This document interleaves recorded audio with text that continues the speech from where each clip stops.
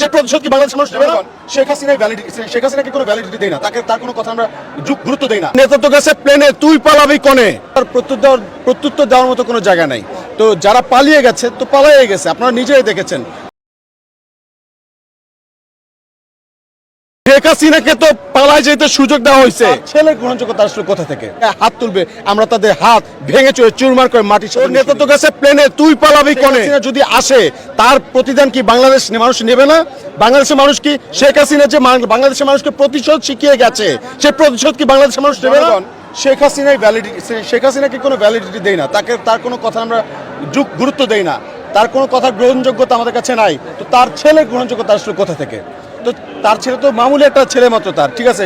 শেখ হাসিনার কপর ছেলেকে নিয়ে শেখ হাসিনা ওইখানে যাক, তার মতো করে তাদের মতো করে চলে যাক, তাদের সাথে আমাদের কোনো কথা নাই, তাদের সাথে আমাদের কোনো কথার প্রত্যুত্তর দেওয়ার মতো কোনো জায়গা নাই। তো যারা পালিয়ে গেছে তো পালিয়ে গেছে, আপনারা নিজেই দেখেছেন। সে যদি মনে করত, মানে সে যেই কথাটা বলতো এখন তো ষড়যন্ত্রে ফাঁদ পাচ্ছে, এটাকে আমরা বুঝি না? বাংলাদেশের মানুষকে এত বোকা?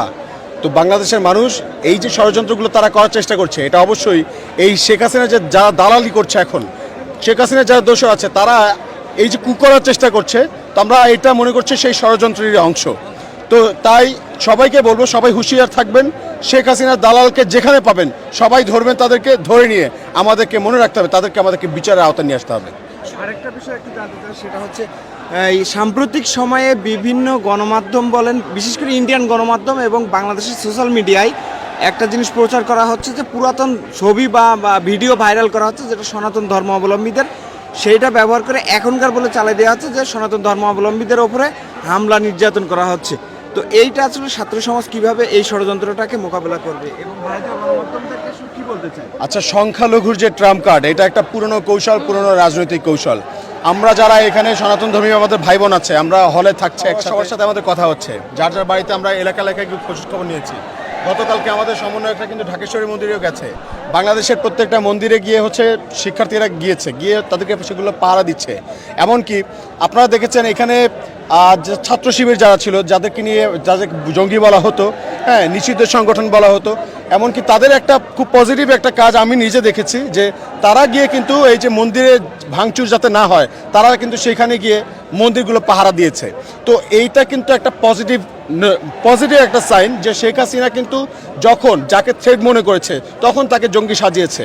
তো এই মুহূর্তে আমি সবাইকে বলবো, বাংলাদেশের আপনারা প্রত্যেকে এই যে যারা সংখ্যালঘু ভাইয়েরা আছে তাদেরকে আপনারা সেভ করেন, তাদের পাশে এসে দাঁড়ান, এবং সংখ্যালঘু ভাইয়েরা যারা আছেন আপনারা আলাদাভাবে যে শেখ হাসিনা যে ষড়যন্ত্র করছে, ষড়যন্ত্রের সাথে কোনোভাবে আপনাদের যেন যোগসূত্র না পাওয়া যায়। যদি আপনারা মনে করেন আপনারা এই ষড়যন্ত্রে সামিল হয়ে ইন্ডিয়ার যে গুজব ছড়ানো মিডিয়া তাদের সঙ্গে যোগ হয়ে আপনারা যদি মনে করেন দালালি করবেন, তাহলে আপনারা বোকার স্বর্গে বাস করছেন। আপনাদের প্রতি যে সিম্প্যাথি আমাদের আছে, সমবেদনা আছে, সমব্যথা আছে, সেটা কিন্তু হারিয়ে ফেলবেন আপনারা। তো আপনাদের উদ্দেশ্যে এটুকুই বলবো, আপনারা আমাদের ভাই, আপনারা আমাদের বন্ধু, আপনারা আমাদের সহপাঠী। আপনাদের নিরাপত্তা নিশ্চিত করার দায়িত্ব আমাদের। আপনারা আমাদের সাথে আসুন, আমরা একসাথে লড়াই করি, একসাথে রাজপথে থাকি। আমরা একসাথে রাজপথে থাকলে কে আমাদের ভাইদের ক্ষতি করবে, কে আমাদের ভাইদের গায়ে হাত তুলবে, আমরা তাদের হাত ভেঙে চড়ে চুরমার করে মাটির সাথে মিশিয়ে দেবো ইনশাআল্লাহ। জানতে যাবো, সেটা গতকাল থেকে আবার বলছে যে প্রয়োজনে সাবেক প্রধানমন্ত্রী শেখ হাসিনা আবার দেশে ব্যাক করবেন, প্রয়োজনে তার ছেলেও জয়ও ব্যাক করবেন। সেটা আসলে সাধারণ মানুষ গ্রহণ করবে কিনা বা তাদের ব্যাক করার সুযোগ আছে কিনা? উনি আছে সে বোধ আসলে সে বোধের সাথে ওনার বিয়ে দেওয়া হবে।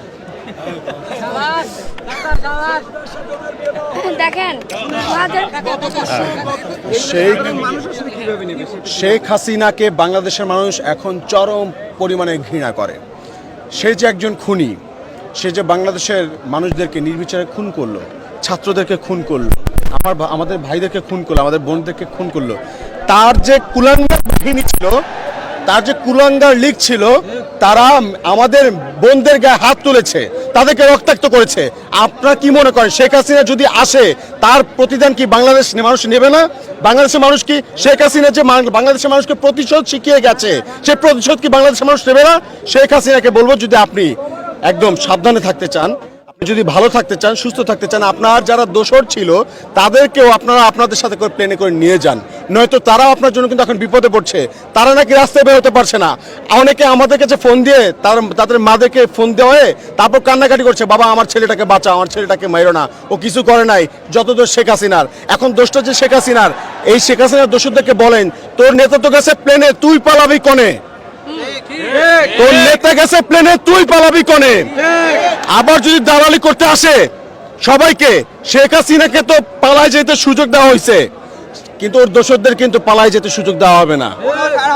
প্রত্যেককে আইনের আওতায় আনতেই হবে। আমরা আইনের আওতায় এনে সবাইকে বিচার করে ছাড়বো ইনশাআল্লাহ।